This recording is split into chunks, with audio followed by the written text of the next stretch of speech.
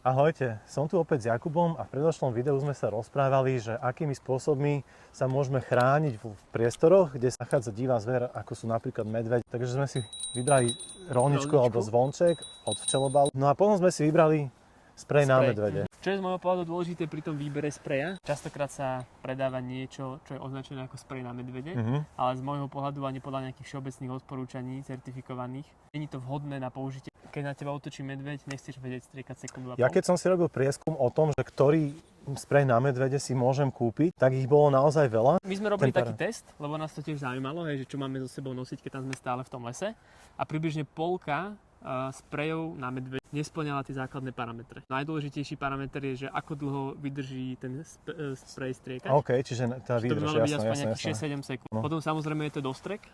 Áno. Čiže keď tam je malý tlak z tej nádobe alebo malá tryska a dostrekne to 2-3 metre pred teba, je to málo, čiže ten dostrek chceme mať 5, 6, 7 alebo viac metrov.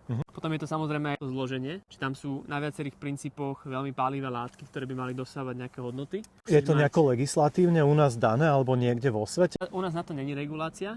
V Kanade, v USA na to regulácia je. Čiže ak chceš u nás predávať bublifov ako sprej na medvede, tak ťa kvázi nikto nezastaví. Neporušil si tým v podstate nič. Keď chceš predávať v Amerike niečo ako sprej na medvede, tak to musí prejsť certifikáciou, že to práve nejaké takéto základné parametre splňa. My sme si pred rokmi vybrali toto Sabre. Nevedeli sme úplne overiť, že čomu veriť a čomu nie, ale ak niečo prechádza externou certifikáciou a není to iba nejaký marketingový výrok, že toto je sprej na medveďa a je účinný. Ja som žil rok a pol v Kanade a všade mali presne sprej Sabre. Dokonca v Banffe, to je v jednom z tých parkov, je to povinnosť, keď ideš do istej oblasti, ho musíš mať so sebou. A má to zmysel, lebo ono sa hovorí, že prevencia je vždy lacnejšia ako liečba. Nachodím 10 kilometrov denne s týmto a neviem, že to mám, som na to zvyknutý, nemám pocit, že ma to limituje, ale v prípade nejakého teda blízkoho stretnutia viem kedykoľvek to použiť. V čase toho útoku, keď to nemáš, tak to robí veľký rozdiel. Áno. U nás je to v podstate novinka, že je to možno 10-15 rokov na slovenskom trhu a minimálne z začiatku tomu ľudia neverili. Ono to nie je iba o tom,